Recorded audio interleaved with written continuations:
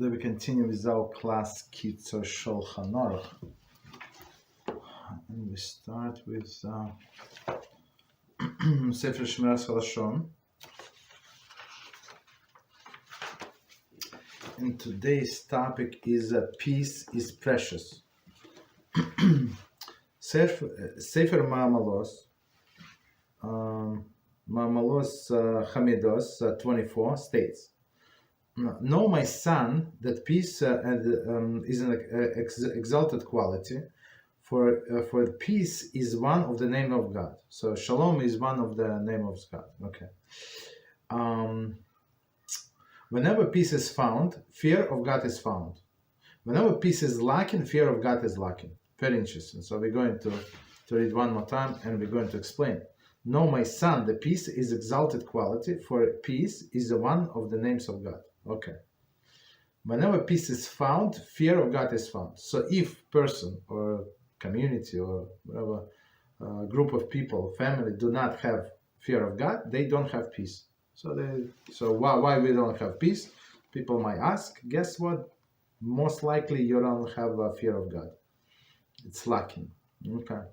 Whenever peace is lacking, fear of God is lacking. Right. So that's a very interesting formula.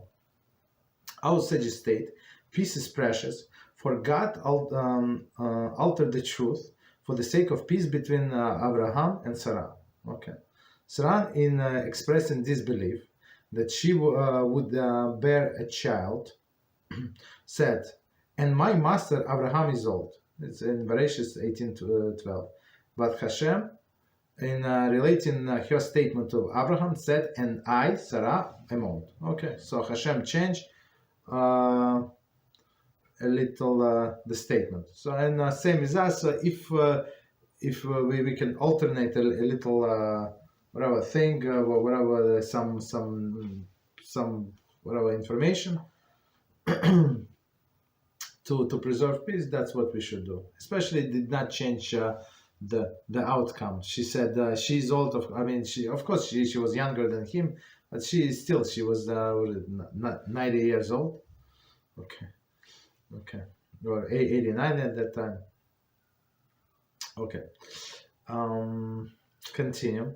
After Yaakov died, the brothers sent Yosef a message. "Your father gave orders before his death, saying, thus shall you say to Yosef,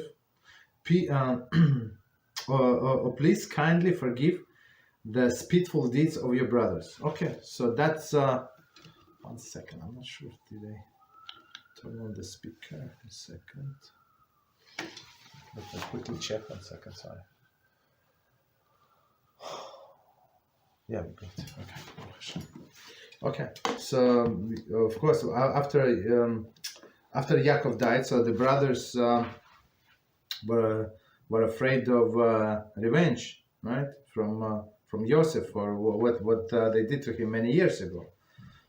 So they lied a little, right? Yaakov before his death say, "Please forgive the brothers." Okay. We do not find any indication in Torah that Yaakov did in fact give such instruction. He did not. Yosef never told him, right, what happened. For he did not suspect Yosef of bearing any ill will toward the brothers. Yet the brothers, out of fear that Yosef had not forgiven them, altered the truth for the sake of peace.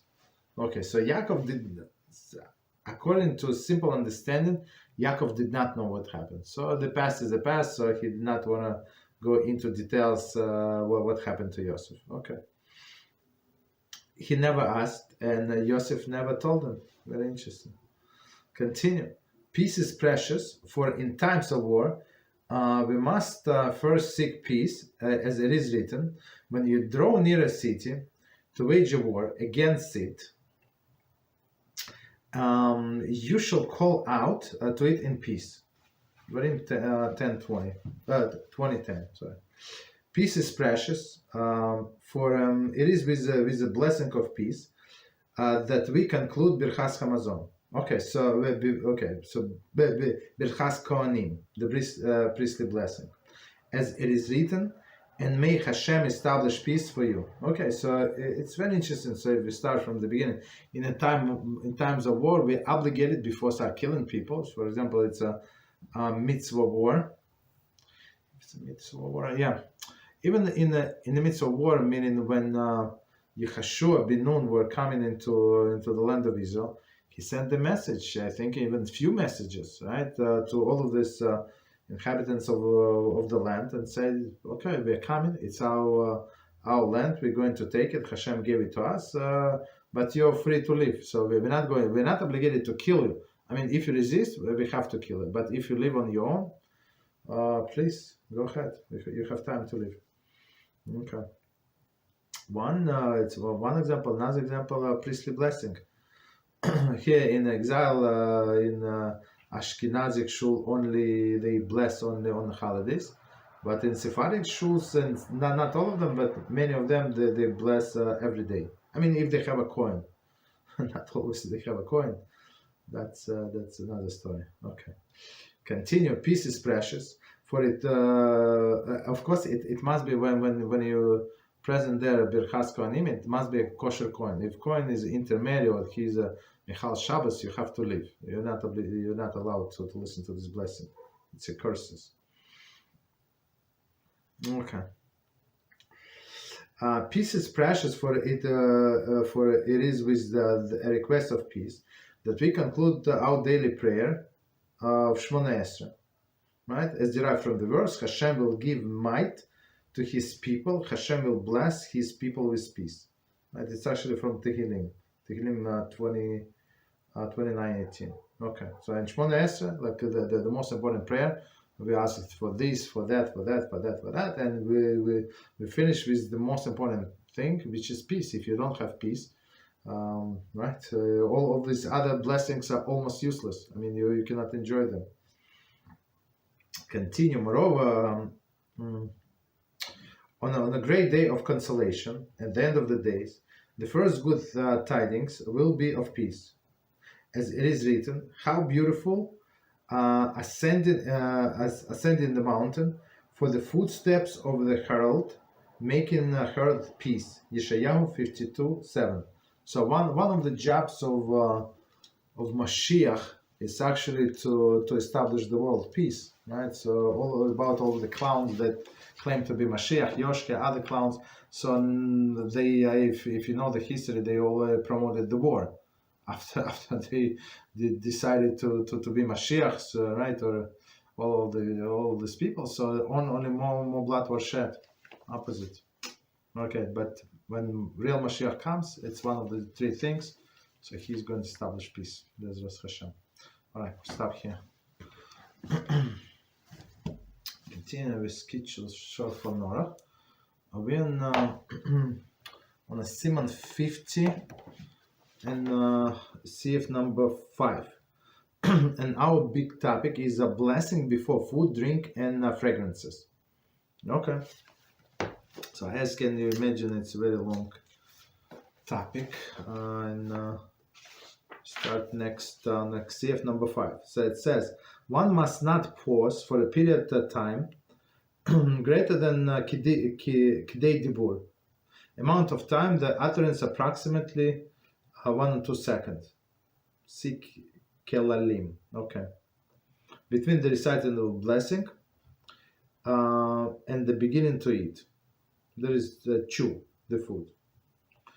Moreover, even while one is chewing the first bite of food, he is forbidden to interrupt until he swallows some of it. For the act of chewing itself does not require blessing. As explained in CF7, so we didn't get to it. Okay, so let's do the same from the beginning, and we're going to explain line by line. So it says, one must not pause for a period of time greater than Kidei Dibur. So when from the time you say blessing and from the time you start eating, you should not pause. So what does it mean, do not pause? It means that all food, whatever you're saying blessing over, must be ready 100%. So if it's in your hand, for example, you have banana, you have some I don't know, a piece of chocolate, or we have coffee. So if you may make on a coffee, may make sure that it's drinkable. It's not like too hot, right? Or some people very sensitive. For example, we have a student very sensitive and cannot drink when something is very cold because of the gum. Whatever. Some people are like that. So that person must make sure that it's like normal temperature for that specific person. So meaning the say blessing and ready to start eating or drinking. So when for example, if you take making blessing on a chicken, so you have to cut piece of chicken and have it on your fork like 100% ready. Okay, so and you have what one must not pause for a period of time greater than kidei dibur. So kidei dibur, it's literally the time that it takes to say what. Say it's actually the verse as we learn in another book. It's Shalom Aleichem Rabbi, right? Shalom Aleichem Rabbi. It takes 1-2 seconds. Some people say Shalom Aleichem Rabbi Amori. Amori meaning my teacher. So it's like 2.5 seconds, but no more than that. Okay, right? And they say between the reciting of blessing and beginning to eat, there is a chewing food. Okay, so. So meaning you like food 100% ready, drink 100% ready, right between the reciting blessing and start eating the food. Eat meaning starting of process of eating is chewing, right? But moreover, even while the chewing of the first bite of food, it is forbidden to interrupt until they swallow some of it. So even though chewing is a start of the process of the eating, it's not considered to be eaten halachically.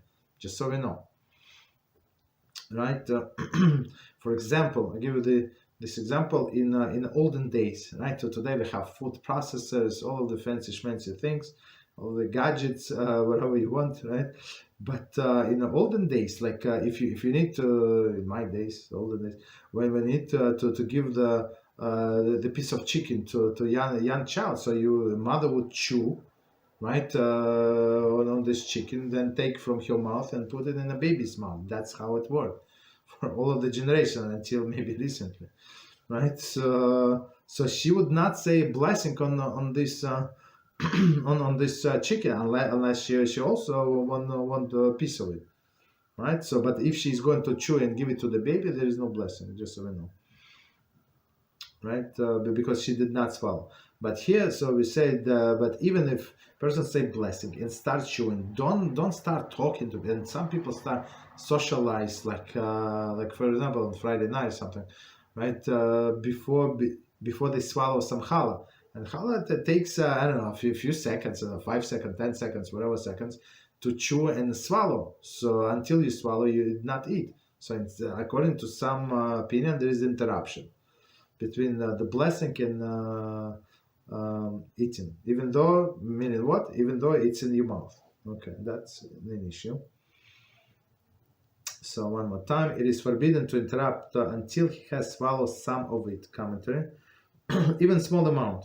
Mishnah Brura. Okay, the smallest amount, that doesn't matter. There is like even you swallow 1 crumb or a few crumbs bread or whatever food, does not make any difference. It's already considered to be eaten. Okay, continue. For the acts of chewing itself does not require blessing, as we gave this example with a baby. Okay, but we're going to explain in CF7. Okay, commentary. There should be no interruption between the recitation of the blessing and the act that require the blessing. Okay, so blessing and the act should be without pause. So pause meaning what? Like less than 2.5 seconds, let's say. Since chewing does not require the blessing does not take effect until the actual swallow of some of the food. Even though it's, as we said, it's the beginning of the process, but it's not the process itself. Okay, if one did speak after chewing, but before swallowing, Mishnah Brura 167.35 is in doubt of whether he must recite the blessing. So it's not so simple. No, that's fine after the fact. It's not so simple, right? He cites Chaye Adam that if before speaking he swallows even the taste of the food, while chewing, he should definitely not recite the blessing again. So Chaye Adam give us leniency. So what is the leniency? Even if he swallows saliva, right, with a taste of the food, okay, no problem. So after the fact, no, don't say any blessing. But otherwise, there is a problem. Okay, continue.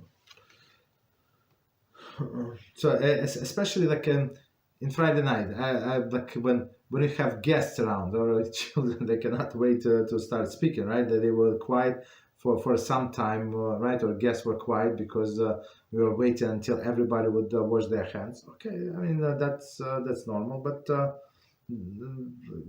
whoever is in charge, the head of the household must tell everybody. If you know that's you should know your crowd. So you have to tell them no talking until you swallow a little of brocha. Okay, that's what we must do. Continue. If one interrupted by speaking between reciting of the blessing and eating food about something unrelated to the eating of the food, he must repeat the blessing. However, if it is only paused in silence, he did not repeat the blessing. Any pause that is for the purpose of that which is being eaten, it is not considered interruption at all. Therefore, when one wishes to eat a large fruit and cut a piece from it, he should recite the blessing while the fruit is whole, because it is a mitzvah to recite the blessing on a whole item. Then pause after the blessing, after the blessing, while he cuts the fruit, is not considered an interruption, because it is for the purpose of eating fruit. However, if one wishes to eat fruit, and he has no more than one fruit, and there is a reason for concern. 1 second.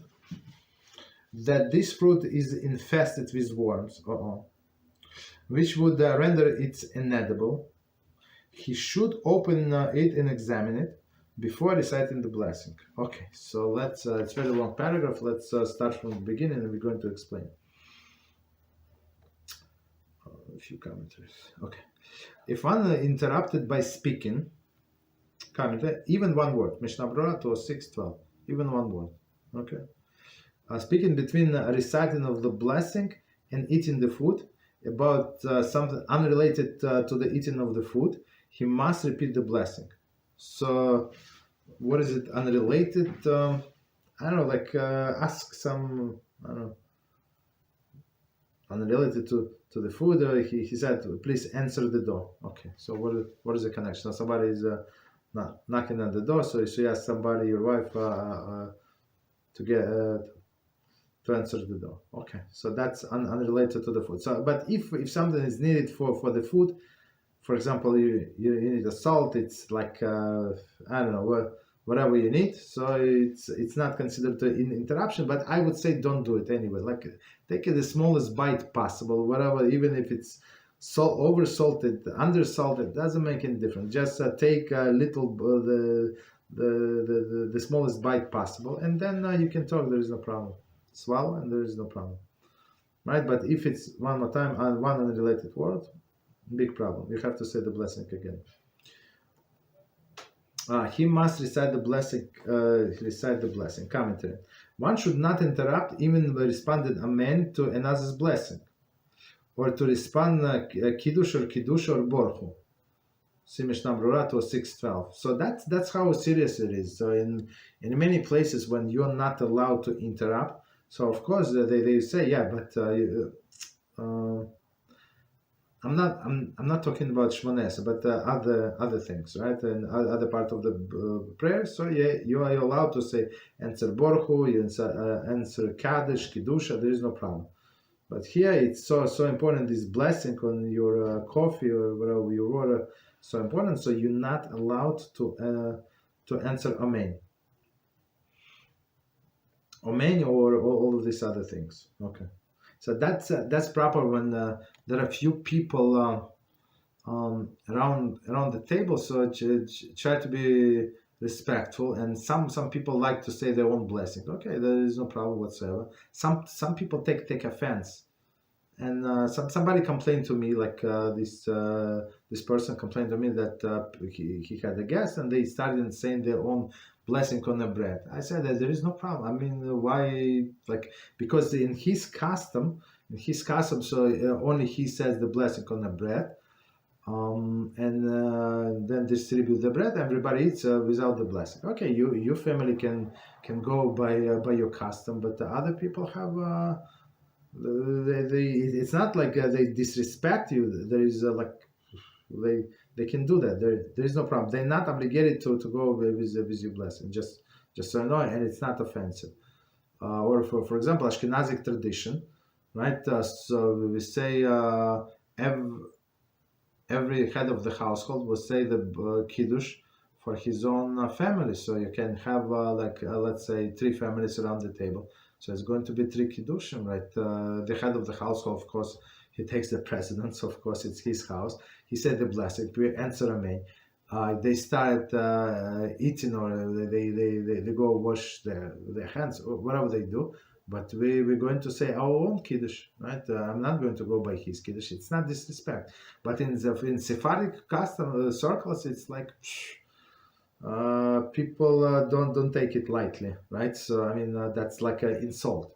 So first we have to learn about our guests and about like their tradition, and then get insulted. So because for Ashkenaz there is no problem. There is no problem if I say the blessing and 3 of my guests say like a separate blessing on the bread. There is no problem whatsoever. But we must be careful, like when they're saying, like don't start saying the blessing at the same time. Let them finish. Answer amen, right? And then you say don't. And you're not going to get into this situation, right? When you're in the middle, when you're between the blessing and eating, and somebody saying the blessing, and looks like you have to say amen. You don't know, should I say or should not? That's the point. Continue. However, if only one pause in silence, he need not repeat the blessing. Okay, so silence is a different story, commentary. Although one may not pause after reciting of the blessing, if he does, regardless of the length of the pause, he need not recite the blessing again, as long as he did not divert his attention from the blessing. Mishnah Brura to 6:12. So there is an opinion in the Shulchan Aruch, and that's the leniency on what Mishnah Brura follow relies, that pause is never interruption. Unless, I mean,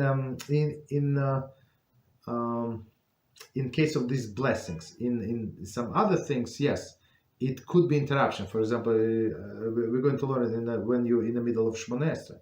So sometimes it is interruption, and you have to start Shmona Esrei from the beginning. But in other cases, you can wait even 7 times longer, and it's not going to be interruption. So it depends. Okay. But here it is not. When the blessing, when person paused for whatever reason. So he said blessing, but did not start eating. But of course, it's only after the fact. Don't rely on this. I mean, you can rely after the fact on this leniency, but don't plan this from the beginning. Continue. Any pause that is not for the purpose of that which is he is eating, it's not. I'm sorry. Any pause for that is for the purpose of that which he is eating, is not considered interruption at all. Okay. Therefore, when one wishes to eat a large fruit, and to cut a piece from it, he should recite the blessing while the fruit is whole, because it is a mitzvah to recite the blessing on the whole item. And the pause after the blessing, while he cuts the fruit, is not considered an interruption, because it is not. It is for the purpose of eating fruit.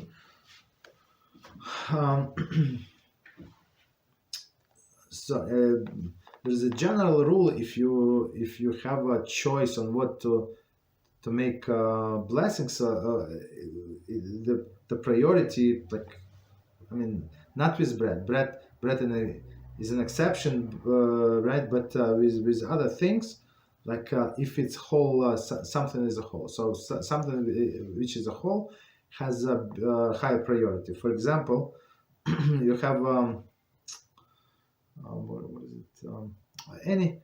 Any fruit, right? That is not cut. So you have apple that is cut, and you have apple that is not cut. So it's proper to say. If you're going to eat both of them, if you are just for the sake of the blessing, don't cut second apple. If you're not going to live whatever was pre-cut before, right? But if you're going to eat both of them, say the blessing on the whole one.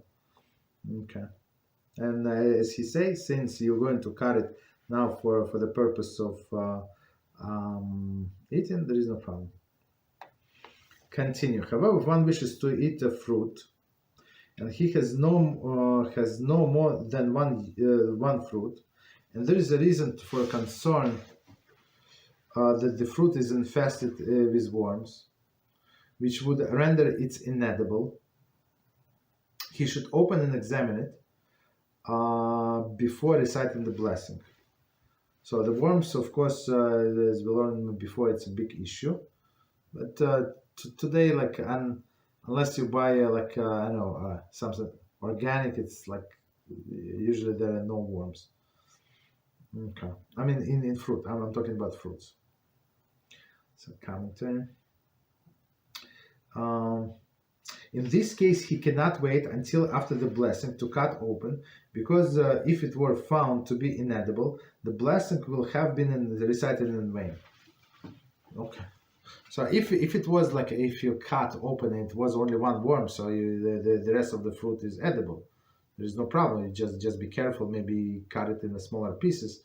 Make sure there are no more worms. But yeah, that's the case. But if you have a concern, it must be wormy, so you have to cut open. Okay. So, okay. And if you don't have any other fruit, so this blessing would be in vain. So if you have other things that are in front of you on a table, and you can you start eating like an apple, and it was it had worms, so you decided not to eat it at all, but you have some nuts that grow on a tree, that there is no problem, so you can eat because they were on the table. Okay. At the time where you were saying blessing. Continue. And they are covered by the same blessing. When eating nuts, one should remove the shell before reciting the blessing, so that there should not be a long pause between the blessing and eating, and to ensure that the nut is indeed edible. Okay. So because in nuts inside, sometimes you know, maybe it's not good. Okay. And same with oranges, tangerines, right? So banana, you peel banana, so it's whole fruit. You're not breaking it apart. Okay, so there is no problem. Any questions on what we said?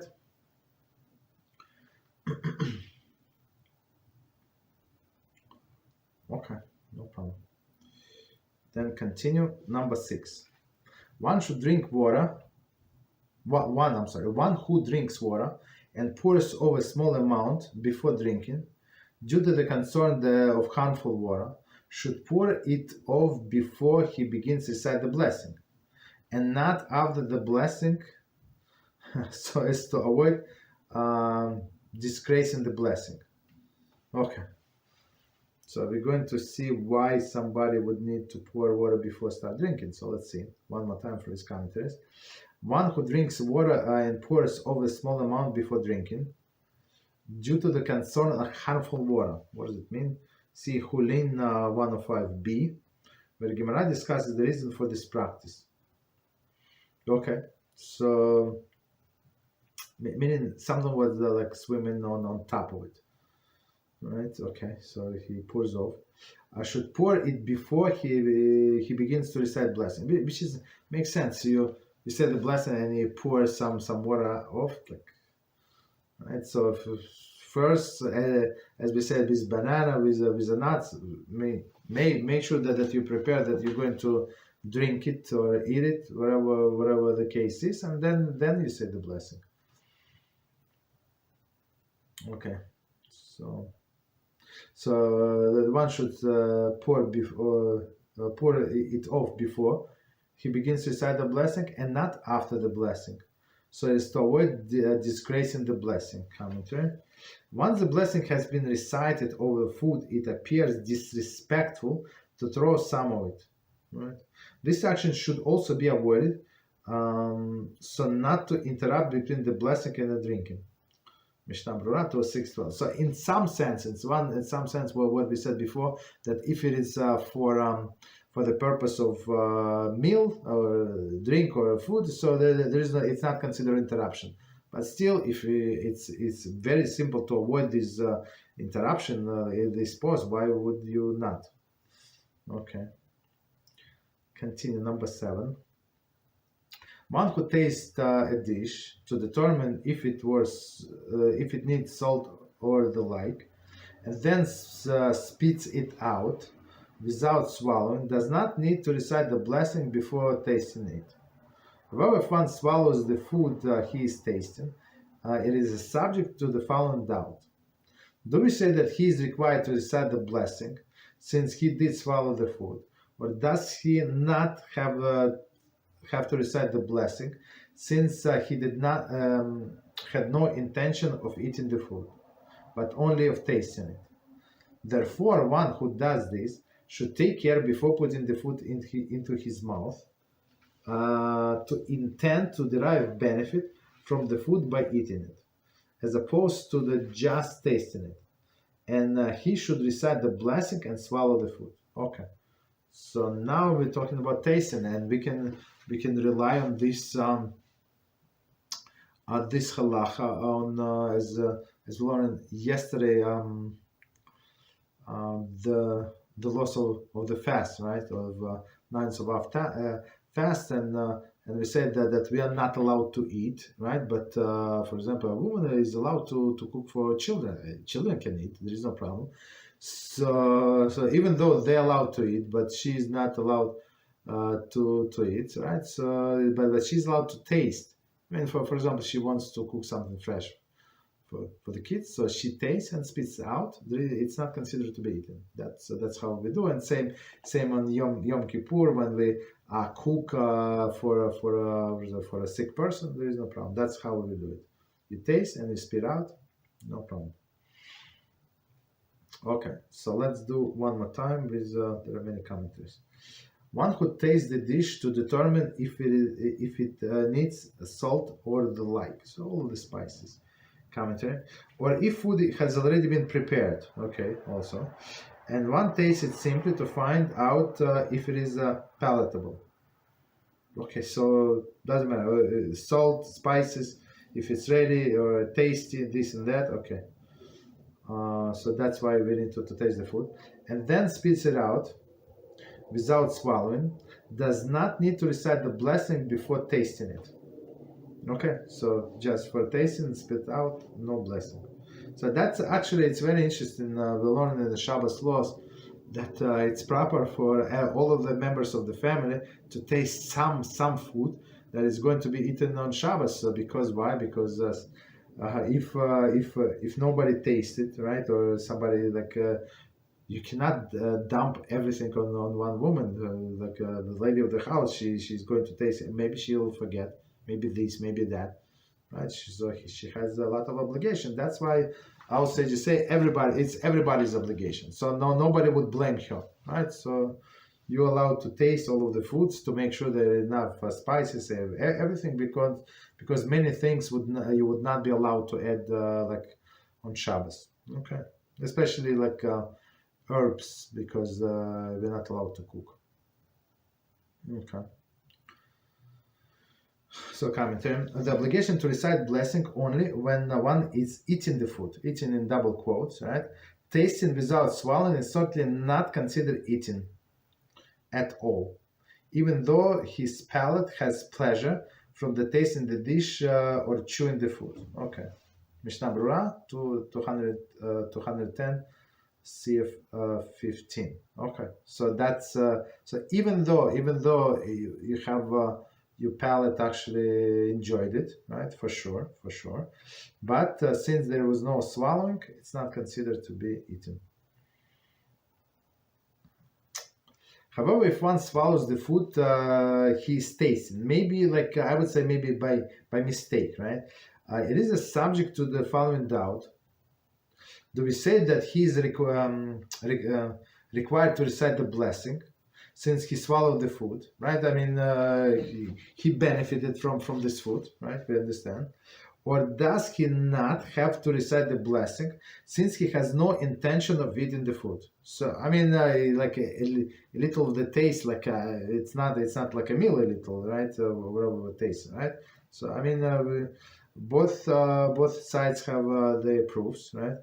But only for of tasting. Okay, so let's see the commentary. These two positions are recorded in Shulchan Aruch 210 CF2.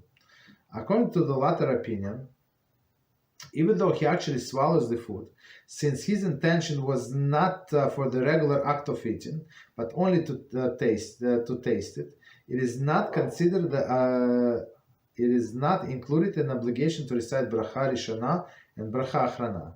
I would say Brocha Achrona, he was never going to say on tasting because it's only a little, right? You have to eat a lot. I mean, kizais at least, to say Brocha Achrona, but okay.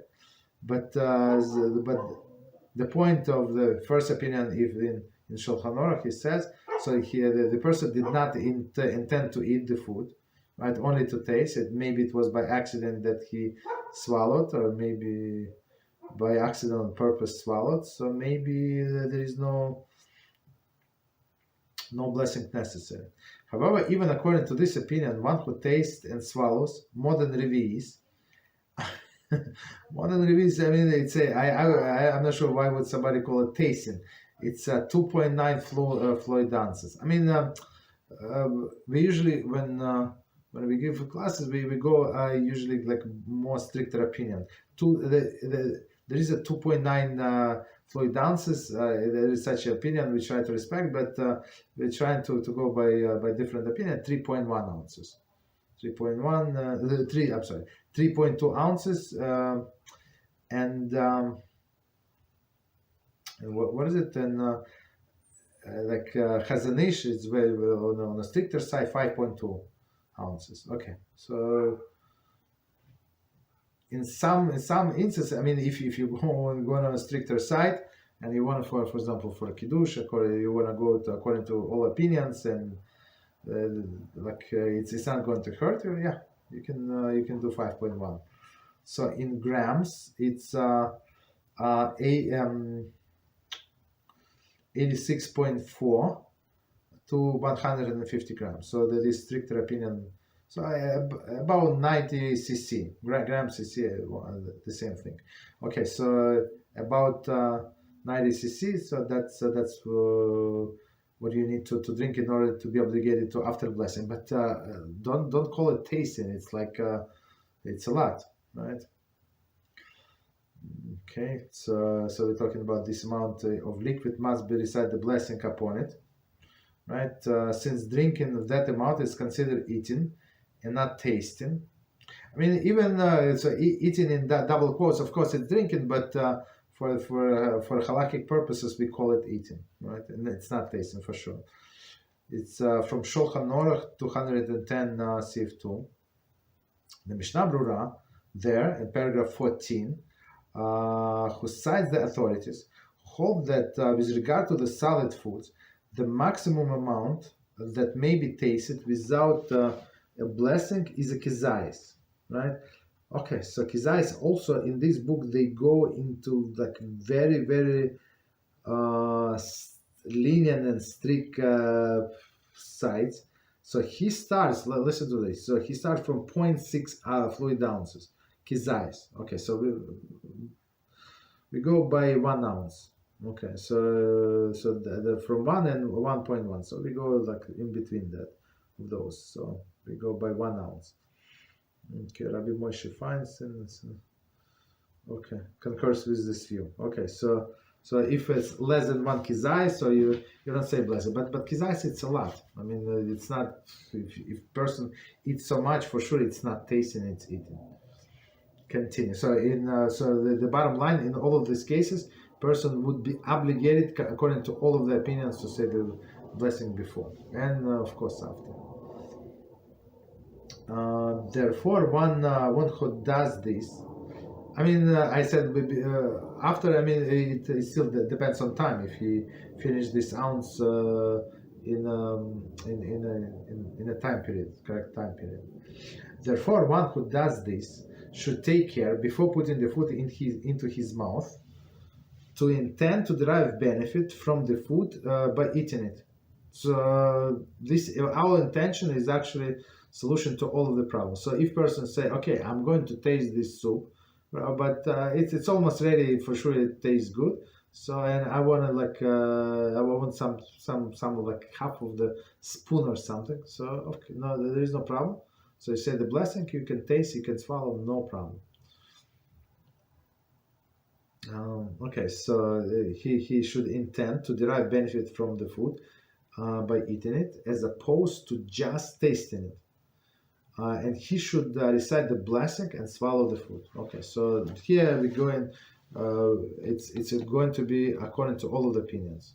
When a person intends to eat, so say the blessing, swallow the food. Any questions on what we said so far before we continue?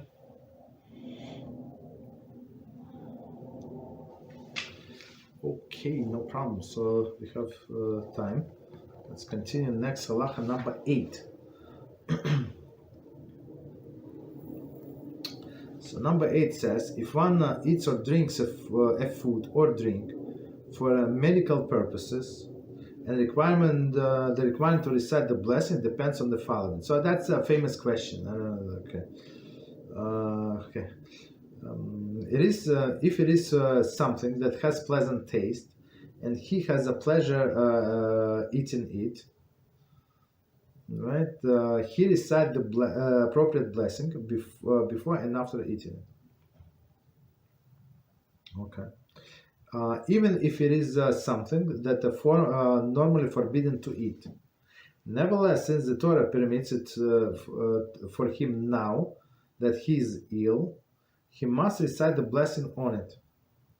If that which is eaten is for medical purposes is bitter, and he must and he thus does not derive pleasure from eating it, he does not recite the blessing upon it. Okay, so let's stop here and go from the beginning, and we're going to explain line by line. And it says one more time: if one eats a drink of food or drink for medical purposes, even the food that is consumed only by sick people. So it is food. It is food. I don't know what food. I don't have any example from the top of my head. Like something like that only sick people are going to eat or drink. Okay. Or drink.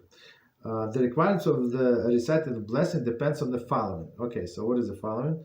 If it's something that has a pleasant taste. So, for example, you buy this cough syrup, this syrup, that syrup. Like most of them, like even over the counter ones, they have some pleasant taste. Some raspberry, some I don't know what this strawberry, other taste. Of course, it's like artificial taste, but it's still sugary. It's not that bad. So if it's not that bad and you derive some pleasure, right? It's so you say the blessing. So commentary Shar Hatziyun Tofu 37 adds that even if it does not have a pleasant taste, as long as it does not have bad taste, the blessing is required if one palate derives pleasure from it. So it's not, as we said, like in this medicine. So it's not like it's the best taste ever, but at least it's okay, right? It's better than the bitter food. So of course you say the blessing. Right, 1 second. So one more time, the whole sentence. If it is something that has a pleasant taste, and he has pleasure eating it. Okay, pleasure eating in commentary. This applies even if it has no desire to eat this food, and it's doing it solely for medical purposes. If one palate derives pleasure from it, blessing is recited. Mishnah Berurah 4:43. Okay, so even though in under normal circumstances, this person would not eat or this food or would not drink this drink or whatever is it, right? But it's not so bad after all. So we must say pleasure. Okay, so he recited the appropriate blessing before and after eating it. Okay, so of course, as we said, if he ate enough or drank enough for right period of time. Okay, so say the blessing. Even if it is something that is normally forbidden to eat. So now we're talking about some non-kosher food, right? Nevertheless, since the Torah permits it for him now that he's ill, he must recite the blessing on it. Okay, so let's see the commentary. The Kitzur is speaking of the dangerously ill person who is permitted to eat any food that is necessary for his health. Okay. So 1 second. So he must recite the blessing on the commentary. Otherwise, one may not recite the blessing upon the forbidden food. Or HaKadosh 196:1. Right.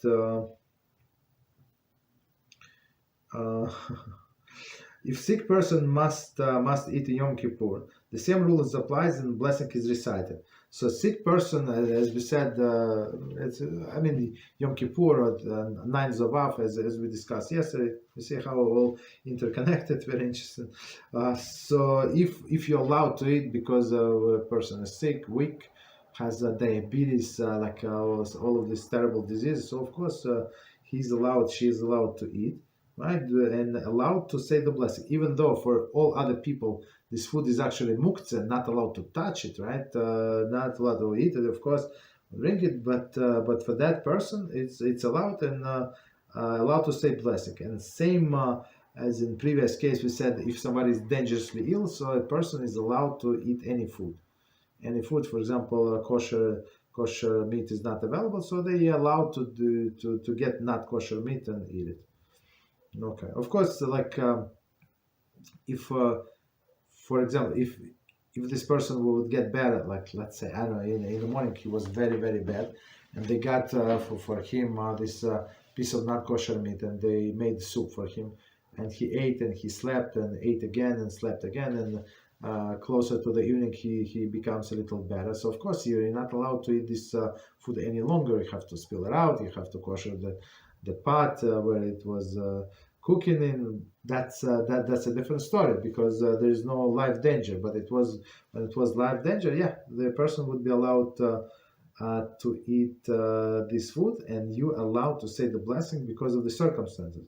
And it was Hiddush in one class that the person almost fainted. So when I said, I'm not sure if I said in this class, so we don't say the blessing on a non-kosher food. So this couple, they're not there yet. Okay, they are trying to see how much is a kosher cost. Whatever. It's a long journey, right? But so at least they start eating forbidden meat, and they switch to chicken. So they say chicken is better. They say, okay.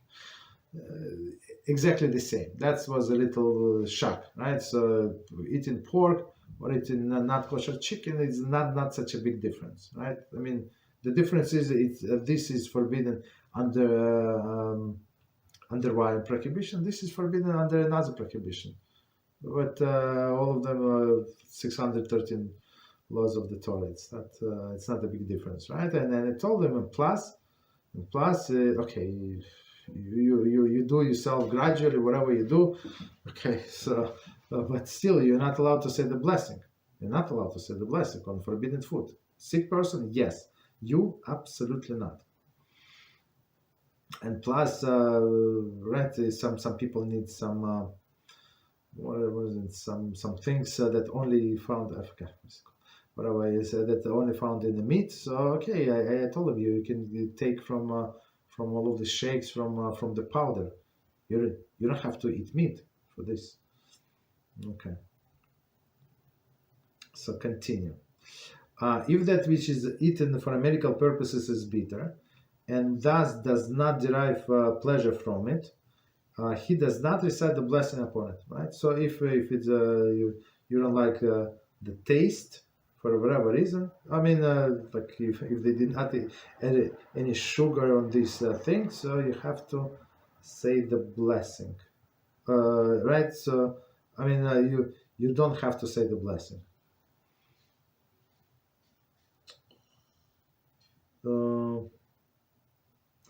And that's why they put many medicine today in the capsules, right? And these capsules, why? Because otherwise this medicine, like sometimes it comes with the granules, sometimes like in a powder. It's very bitter many times. It's not always, but many times it's bitter. So without this capsule, would not be able to swallow it, right? It would be very difficult.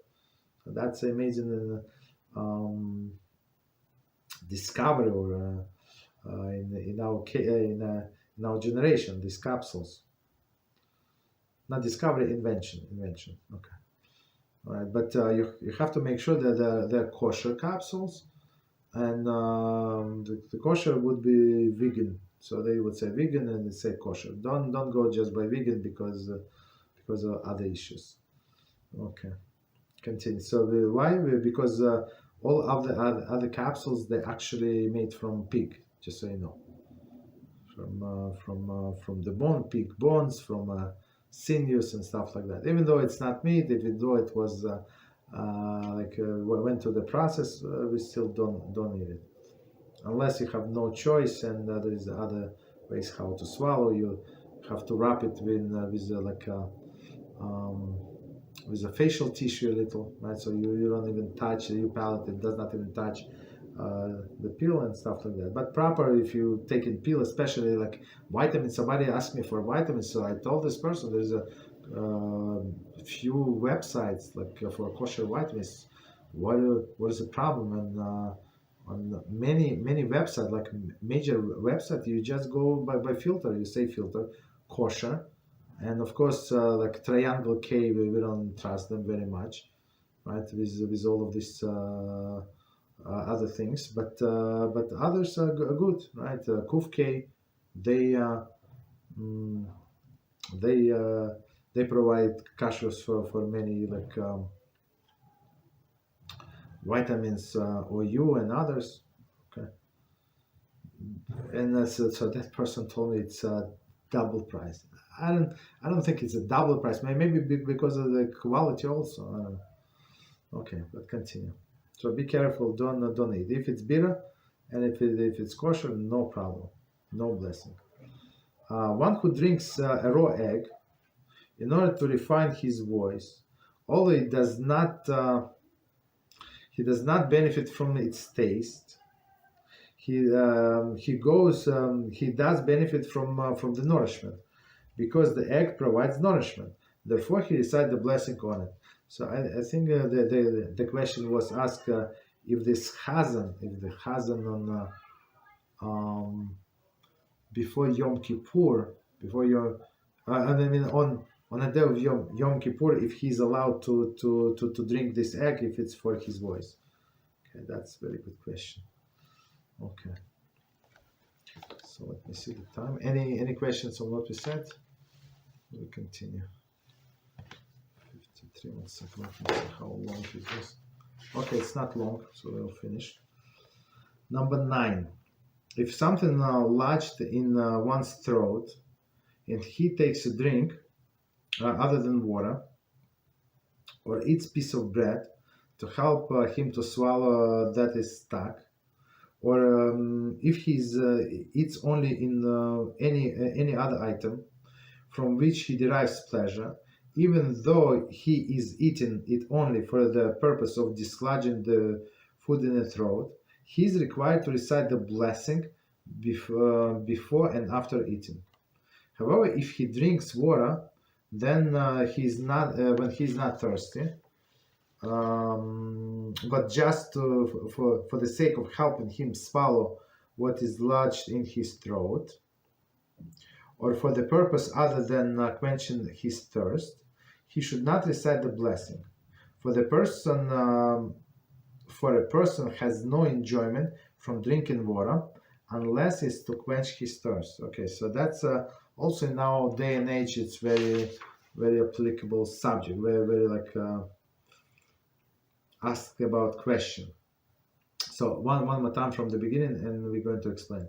If something lodged in one's throat, and he takes a drink other than water, right? So technically, like if something lodged in your throat, you can drink water, and that's it. Water is, I think, almost always available, right?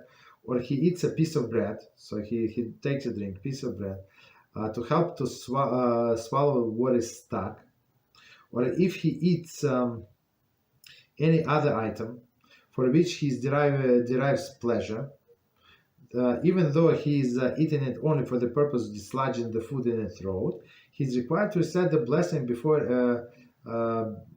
and after eating it. Of course, if it's lodged so bad that a person cannot speak, so don't try to say the blessing. Try to save yourself. That's because your life is in danger. That's a different story. But if it sounds like uncomfortable and you try to swallow and you want to take some other food, okay, you can take some other food, but you can say the blessing. Okay, you have to say the blessing. However, if he drinks water when he's not thirsty, so for water, if person not thirsty, we don't say the blessing, but just for the sake of helping him swallow what is lodged in the throat, right? Or for any other purpose other than quench the thirst. For example, swallow a pill. So swallow a pill. If I would say this example would be practical. So a person, let's say, like pills that you have to eat after the food, for digestive purpose or for whatever reason, right? So person just finish a meal, just finish his tea, coffee, whatever, orange juice, whatever they finish, and now he wants to take the pill. Of course, this water is only to swallow the pill. It's not for quenching the thirst. And but on the other hand, if you have to take a pill before you're going to bed, and let's say last time you drank was half an hour ago, 1 hour ago, 2 hours ago, so of course usually people are thirsty. So in this case, if you enjoy this water, if you're a little thirsty, so in this case you would say the blessing. Right, so okay. So, but if only to dislodge something that's stuck into his throat, or for any other reasons other than to quench thirst, he should not recite the blessing. Okay, should not recite commentary. However, if it happens to be thirsty, he must recite the blessing. So, as I said, if it's before the going to bed, you have to swallow the pill. So that's a different story. Okay, so in this case, you would say the blessing in most of the cases. But maybe a better example would be when somebody need to have like some kind of medical test, right? So when I was going for a blood test, so a special blood test, so the doctor told me that you have to drink a lot of water. So he told me before you come in the morning, I don't know, what was not 9 in the morning, whatever was it? 9 in the morning. No, I would not go. I would never go at 9 in the morning because I have 9:25 class. Maybe I don't know 8 in the morning. I don't remember what was it. So they told me to drink a lot of water. So I drank it. Of course, I push into myself this water because I need it for a blood test. So I mean I said the blessing because I was thirsty in the morning. But let's say if I would drink coffee, this and that, and then start drinking sometimes drinking water just for medical tests, you would not say the blessing. Okay, continue. For a person who has no enjoyment from drinking water, so the water usually doesn't have taste, right? So that's a famous question, right? About seltzer. Seltzer is not water. It's not regular water. So, and it's always taste, even the taste of the bubbles, and you always say the blessing on the seltzer. Okay.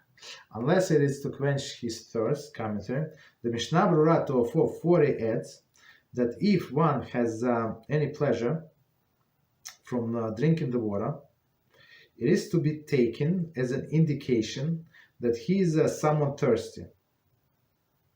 Right? So, I mean, if you have a pleasure that somewhat thirsty, and the blessing should be recited. So I would say, like a practical example. So if you're not sure, you thought that you're not thirsty, and now you start drinking, you swallow a little, and you like this water very much, and you understand that you are thirsty. So stop. You can say the blessed, swallow whatever you have in your mouth, swallow, right? Say the blessing, and you continue to drinking the rest of the water with the blessing. Okay, so we can stop here. Let me know if any questions on any subject. Okay. No questions? No problem. So tomorrow we're going to continue with Rambam. Right? Shmona Prakim. All right. Yeah, go ahead. Last call. Go ahead. Go ahead, too. Are we allowed to shave the beard during the Omer count? Say, are we allowed to shave what? The beard. Beard? No.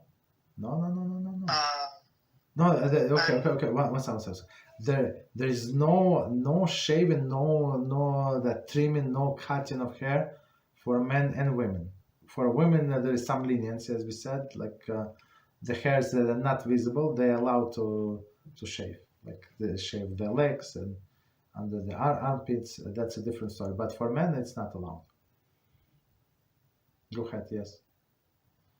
And after it's allowed when it ends, it must be done with scissor or with razor cut. We mean the beard? Yeah, only the beard. Okay, the beard. So you can with scissors, but they sell these trimmers, so special trimmers with different extensions to trim your beard, and they work exactly like scissors. So you see, like they go like this. So it's exactly like scissors. There is no problem whatsoever. Yeah.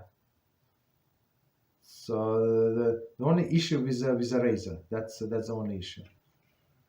So the razor blade is not allowed at any case to use? On the face, no. On the back of your neck, there is no problem. It's not, yeah. So I mean, to make a straight line or whatever they need to do, there is no problem. Only on the face. Okay, good question. Any other questions? Okay, so no problem. So we stop here. Tomorrow we continue with Shmona Prakim. Thank you very much. Good night. Thank you, Rabbi.